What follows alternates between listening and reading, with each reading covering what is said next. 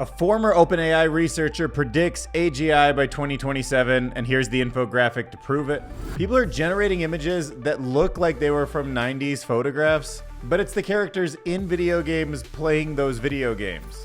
John Madden playing Madden 95, Hulk Hogan playing WCW, Tyson playing Tyson. Oh no, they're playing as the other. There's a new skin patch that will let you feel textures and touch.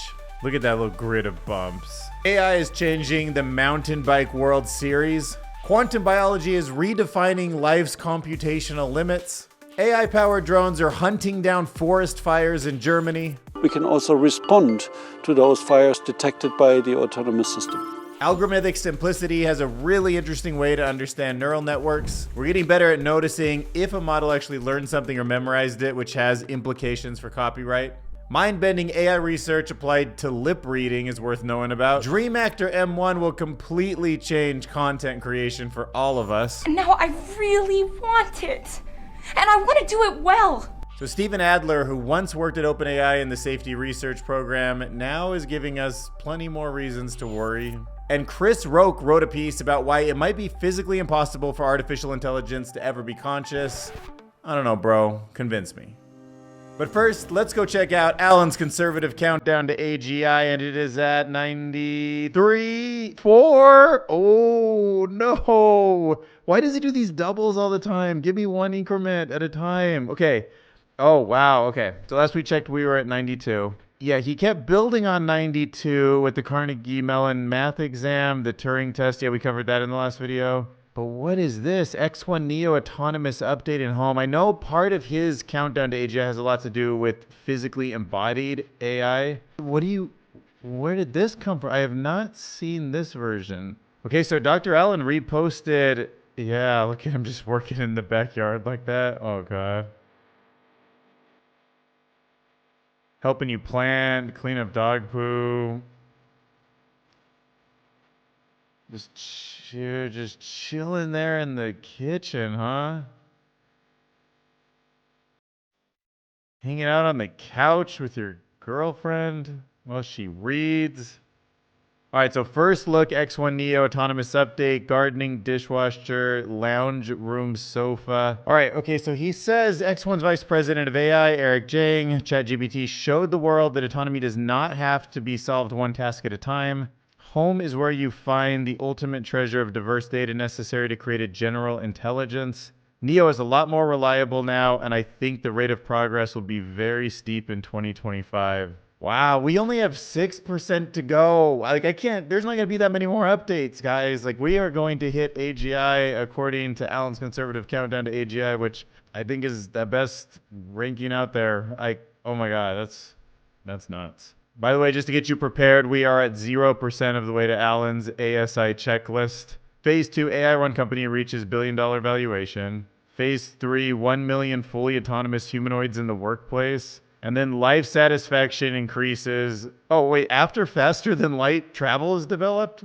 Holy crap. You're telling me you think on this checklist, all planets in the solar system will be utilized and faster than light travel will be developed before life satisfaction increases to 10 out of 10. But first, we need to acknowledge the sponsor of this video, LTX Studio. They have the best-in-class creator when you want to make a narrative video project all in artificial intelligence, which allows you to map out your entire project like a storyboard, like a professional movie with just your iPhone, your imagination, and positioning cues. All you gotta do is frame up some of these scenes in a rough way with your camera, then you prompt it into existence. Look at this, it goes right into that cartoon storyboarded look. I love it. These two girls turn into zombies, boom, no problem. Want Joe DiMaggio, boom. Baseball player, professional, boom, boom, night. Think about it, you wanna build a movie like Top Gun? Boom, Spoon becomes an airplane. Boom, boom, boom, gets taken out by dirigible. So you can imagine getting as creative as you want, storyboarding out rom-coms, sci-fis, westerns, cartoons, anything you can imagine. So try that out, plus a bunch of other features. LTX Studio, link is in the description. Thank you for sponsoring this video. All right, so what is this? The CEOs of OpenAI, Google DeepMind, and Anthropic have all predicted AGI will arrive within the next 5 years. So they wrote AI 2027 to answer what that might look like. Okay, so there's the amount of compute GPT-3 used, that little dot, then GPT-4, and then the next iteration. So we should start thinking about this thing called Neuralese, recurrence in memory, which will allow AI models to reason for longer times without having to write down those thoughts as text. They're forecasting superhuman coders in early 2027. But yeah, read through this, man, because it's like, ooh, what a ride to think about what we're about to go through. It's like legit sci-fi meets reality in the next few years. Because when AI is building another AI at breakneck speeds, like, there's just nothing to compare that to. That's not like other types of technology. Intelligence is different, right? Massive job loss. A bunch of companies are going to be stealing AI models from each other. Researchers are going to get super burned out trying to keep up with it all. And there's going to be growing fears across the world with whether or not these systems are aligned with human values. It even has a choose your own ending, slow down or race. Up to you to follow it any further. Okay, I don't know why, but I'm having trouble not watching all of these AI-driven images coming out of ChatGPT, where old video games from the 90s who were sponsored by people have those people playing them, and the photo was taken in the 90s. Tony Hawk playing Tony Hawk. AI for Humans posted this too, by the way. Those guys rock. I really want to do a podcast with them one day, so maybe I'll try to make that happen. James Bond playing James Bond. Lara Croft playing Tomb Raider. Look, the guys from GTA playing GTA. Oh, I forgot that guy's name, but I think he's playing a game called Excite Bike. Evel Knievel. Yeah, Evel Knievel, I think. That's who that is. I don't know. I think so. But that's an old NES controller, and that's an old NES game, like the original one, not even the Super. Was there a video game made about Monica Lewinsky and Bill Clinton? Lara Croft again. Oh my gosh, Bubble Bobble? Halo? Mike Tyson's Punch-Out? Luke Skywalker playing the Star Wars Super NES game? Oh, Michael Jackson had a PlayStation game? Cool. I also like how none of them smile. They're just like, I feel like photos in the 90s, they just didn't know to smile yet.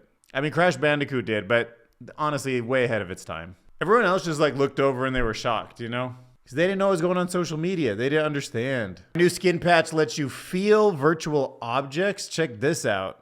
Imagine a glove, a sticker, a bodysuit, all made of these tiny little dots that can basically poke you in a pattern. Or I don't know, it's not really poking because they're kind of bumpy. They're probably soft, but it'll you could feel you grab something and it'll push, into your fingers, the tactile function against your arms if you're hugging someone.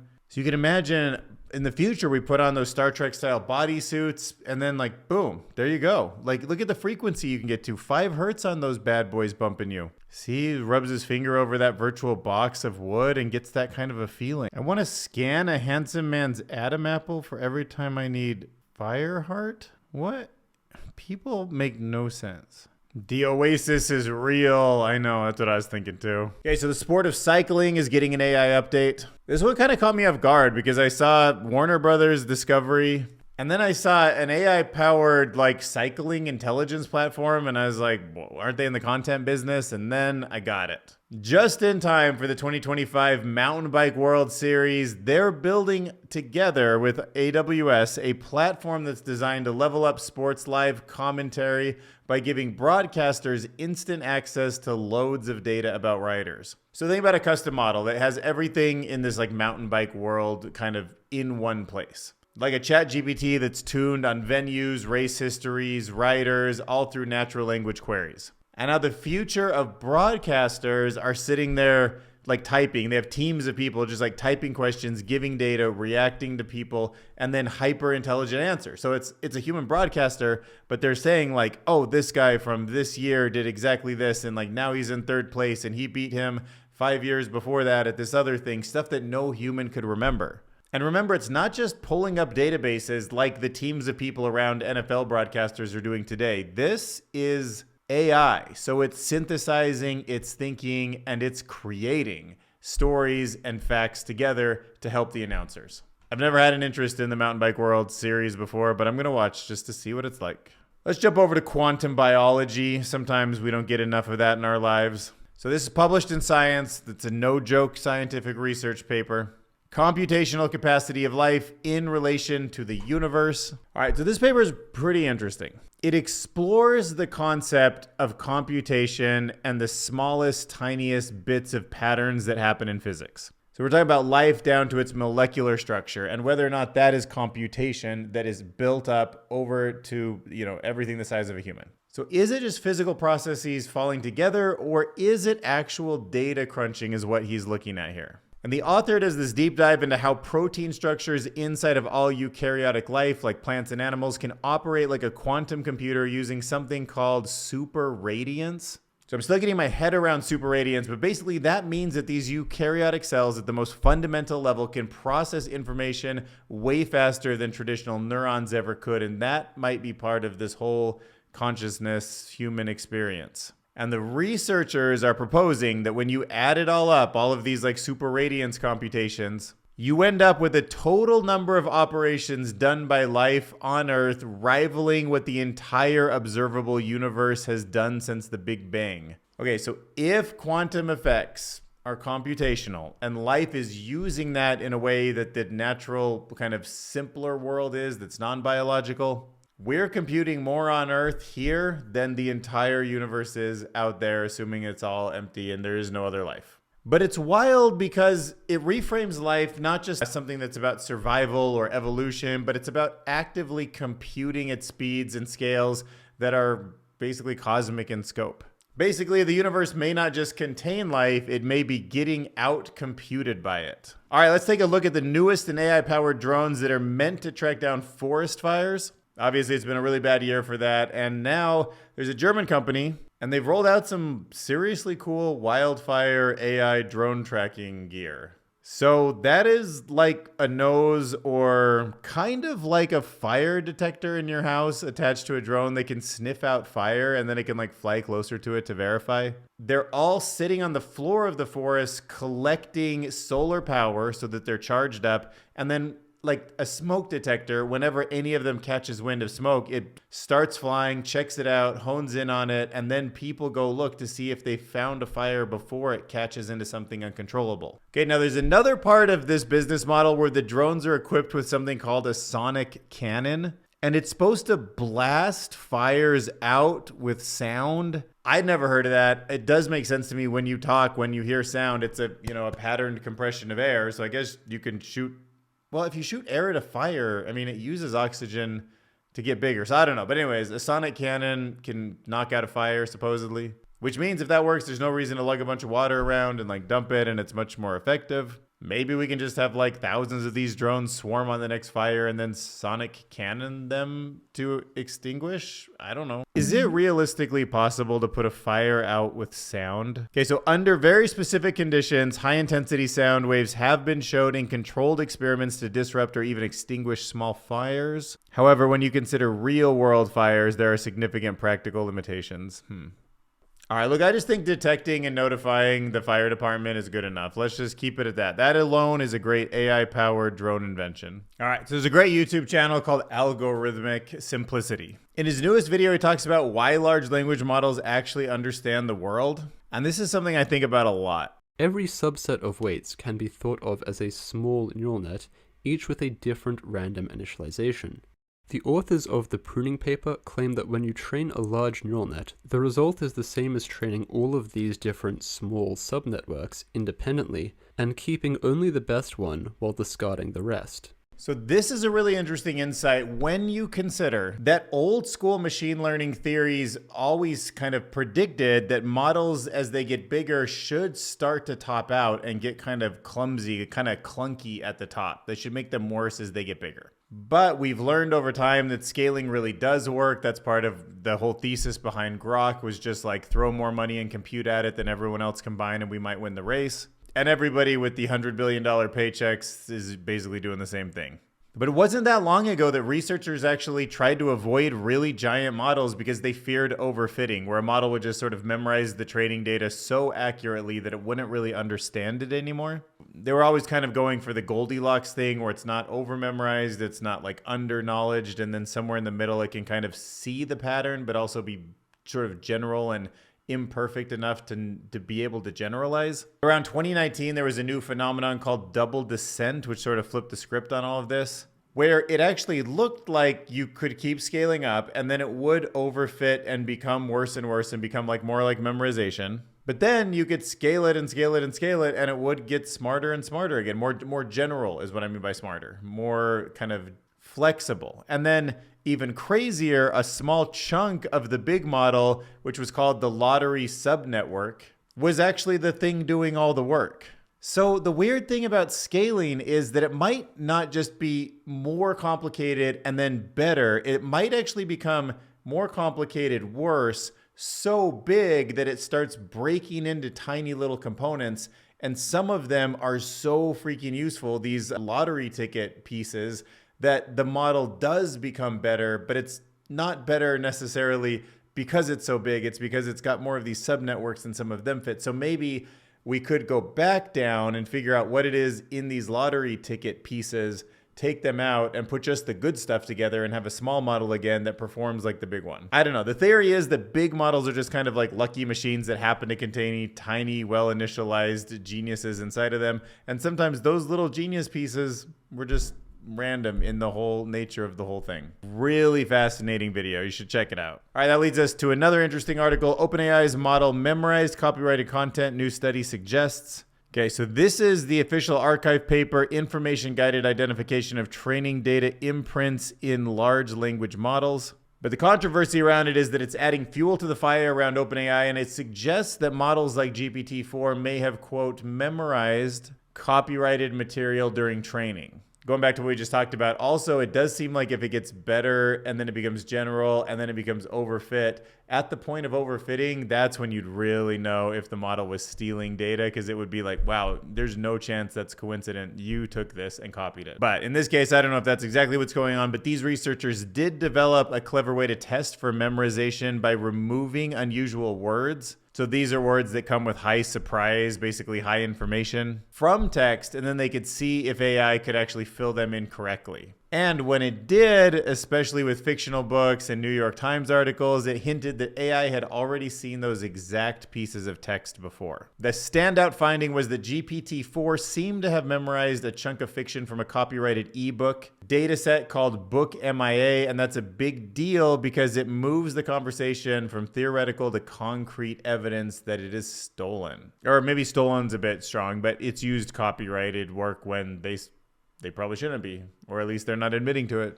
All right, if you've ever wanted to read lips from across the room without hearing somebody and know what they're saying about you, you can probably count on AI to do that in the near future. This paper, continuous lip reading based on acoustic temporal alignments. But basically the paper is tackling the challenge of automatic lip reading, visual speech recognition is what they call it, VSR.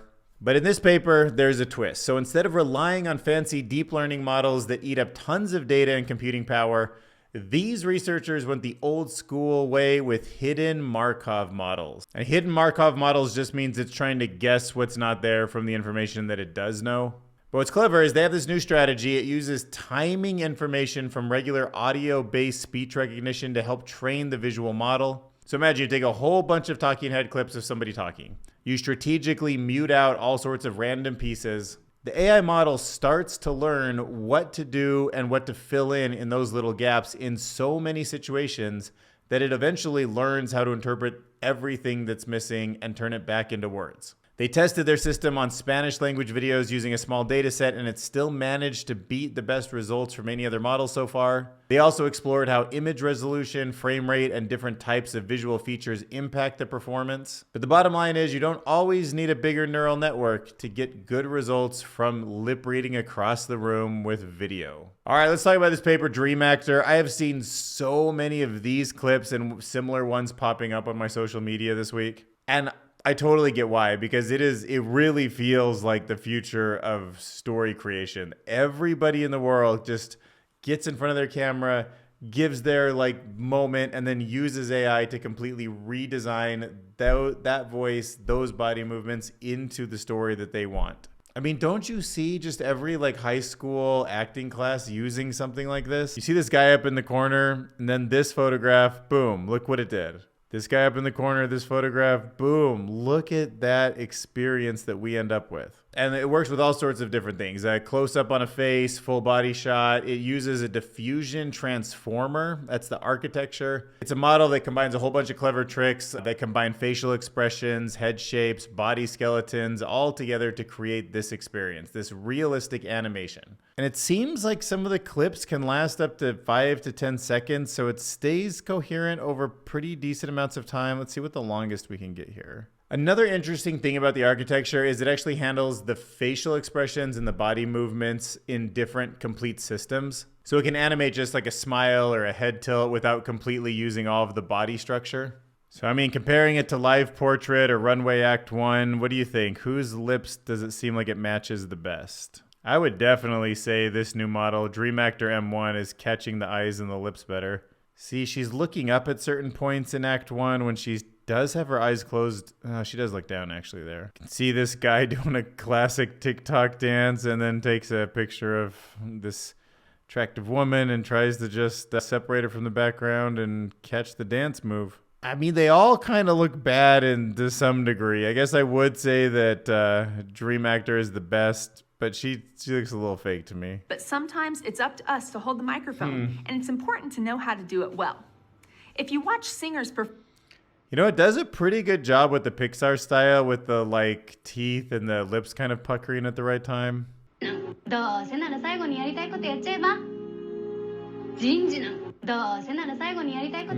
Marilyn Monroe in Japanese. And good night. In case I don't see ya, good afternoon, good evening, and good night. Yeah. In case his future, and that, my friends, is called integrity. That's called courage. Now that's the stuff leaders should be made of. He won't sell anybody out to buy his future. And then I did want it. And now I really want it. And I want to do it well. As well as it could be done. As well as it could be done. All right, let's go look at Steven Adler. He has been on X posting some really, I don't know, I call him interesting, kind of like scary a little bit, but also maybe worth knowing about. So he is an ex-OpenAI researcher, and he's just basically terrified by how fast everything is moving. After 4 years of working on safety at OpenAI, I left mid-November. It was a wild ride with a lot of chapters, dangerous capability evals, agent safety control, AGI and online identity, etc., and I'll miss many parts of it. I'm honestly pretty terrified by the pace of AI development these days. When I think about where I'll raise a future family or how much to save for retirement, I can't help but wonder, will humanity even make it to that point? In my opinion, the AGI race is a very risky gamble with huge downsides. No lab has a solution to AI alignment today, and the faster we race, the less likely that anyone finds it in time. I don't know. I mean, am I preaching to the choir? Like, I'm also not saying to slow down because I would like everyone to, but I'm not advocating for it because if we slow down, other people won't. Like, bad actors are you can't get everybody to stop at the same time. It's sort of the tragedy of the commons, the race condition, and it just is what it is on a world scale.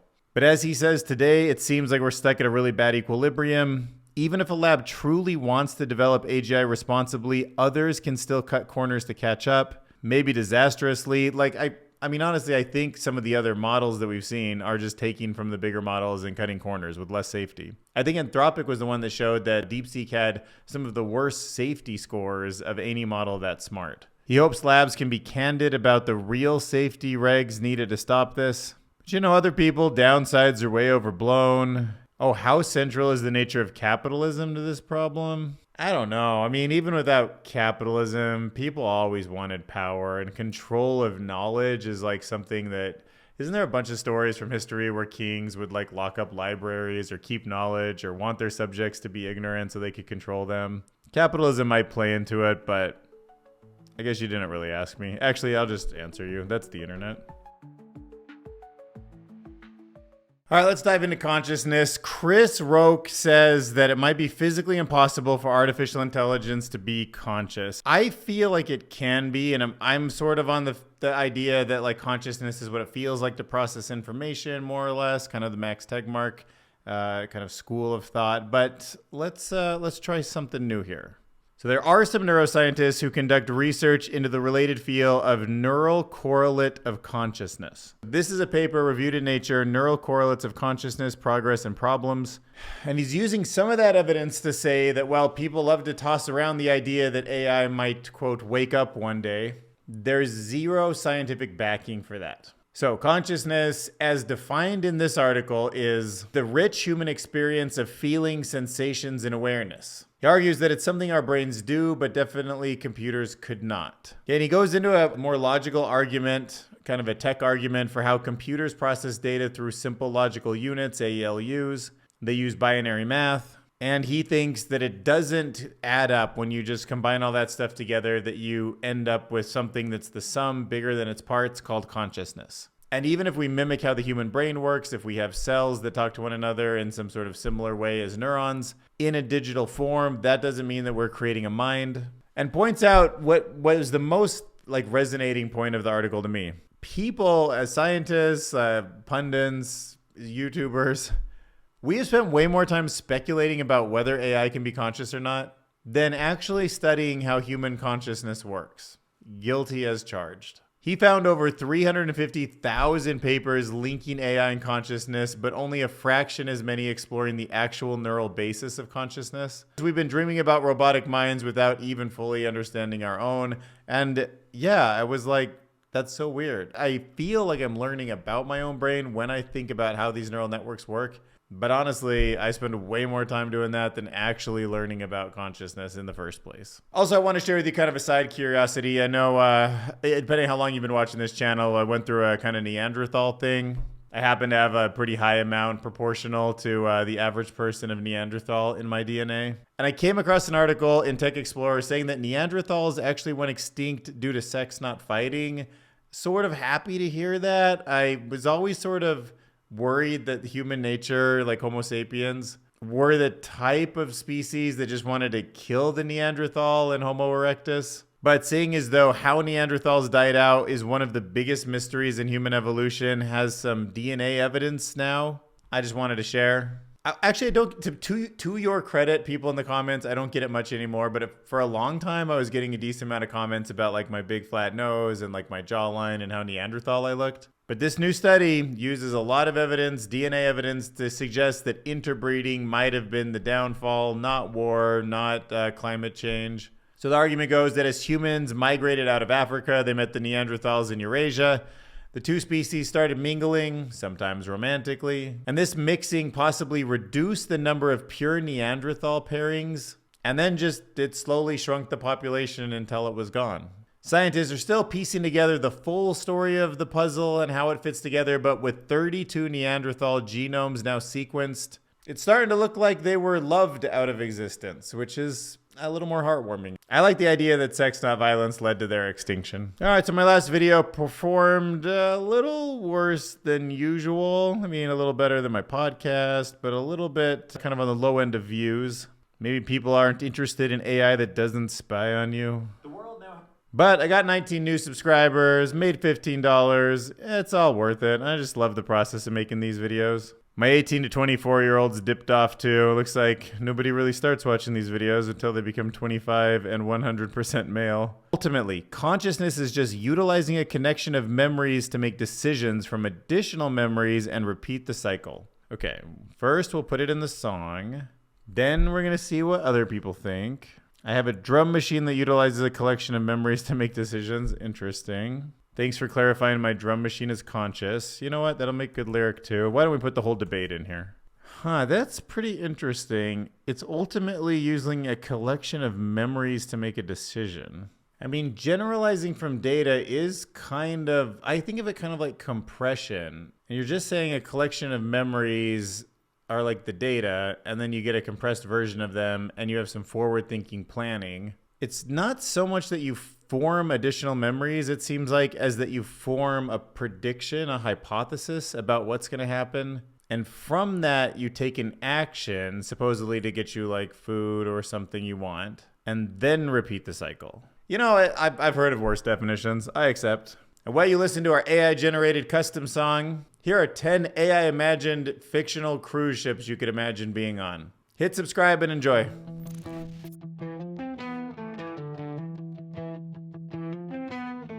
Ultimately, consciousness is just utilizing a collection of memories to make decisions, form additional memories, and repeat the cycle. I have a drum machine that is utilizing a collection of memories to make decisions to make new rhythms when set to random. When it saves, it's forming new memories. Thanks for clarifying, my old drum machine is conscious.